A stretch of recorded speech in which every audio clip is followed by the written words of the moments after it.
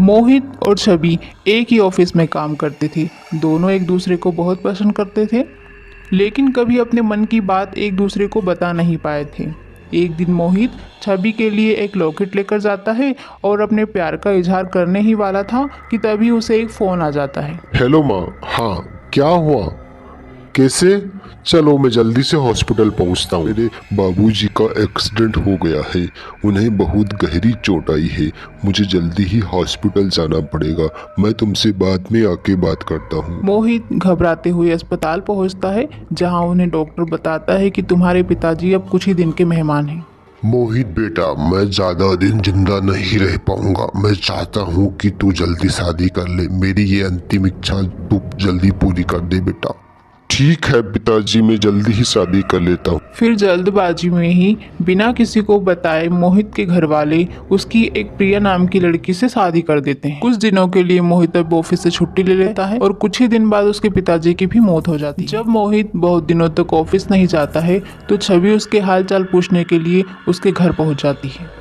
मोहित के घर जाते ही छवि को पता चलता है कि उसकी एक प्रिया नाम की लड़की से शादी हो गई है। छवि प्रिया से बोलती है, मोहित ने इस बारे में मुझसे कभी चर्चा ही नहीं की।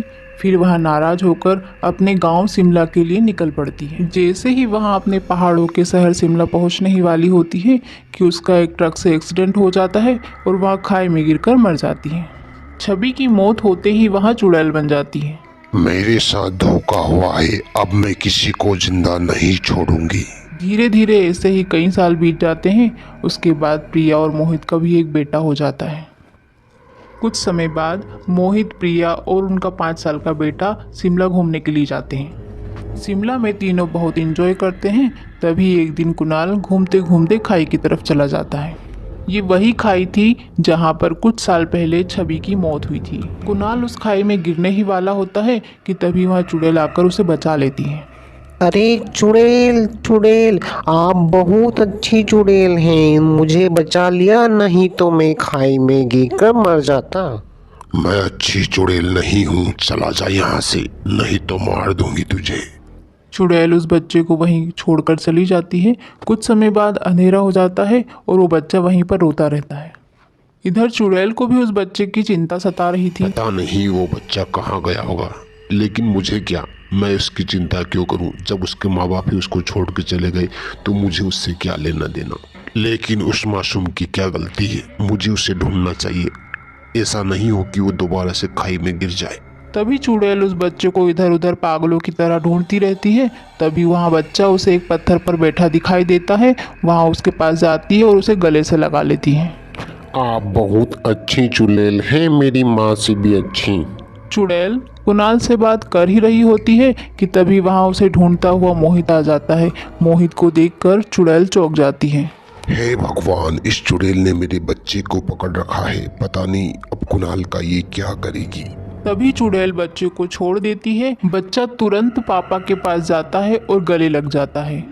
पापा पापा, ये अच्छी चुड़ैल है, मैं खाई में गिरने ही वाला था कि इन्होंने मुझे बचा लिया और मुझे चोट भी नहीं आई। क्या इस चुड़ैल ने तुम्हारी जान बचाई बेटा? ओ पापा। चुड़ैल वहां से जाने ही वाली थी कि तभी मोहित की नज़र उसके गले में पड़े लॉकेट पर पड़ती है, जो उसने वर्षों पहले छवि को दिया था। ये लॉकेट तुम्हारे पास कैसे आया? तुम छवि हो ना मेरी? हाँ मोहित, मैं ही तुम्हारी छवि हूँ। लेकिन छवि तुम चुड़ैल कैसे बन गई? मोहित, मैं तुमसे मिलने जब तुम्हारे घर गई तो देखा कि तुम्हारी प्रिया से शादी हो चुकी है। मैं तब घर लौट रही थी, रास्ते में मेरा एक्सीडेंट हो गया और यह मेरी हालत हो गई। मैंने भी तुम्हें हर जगह ढूंढा, लेकिन तुम कहीं नहीं मिली। प्रिया से शादी मेरे घर वालों की मर्जी से हुई। मैं आज भी तुमको बहुत प्यार करता हूँ। मोहित, मैं तुम्हें हमेशा गलत समझती रही कि तुमने मुझे धोखा दिया, लेकिन तुम सही थे।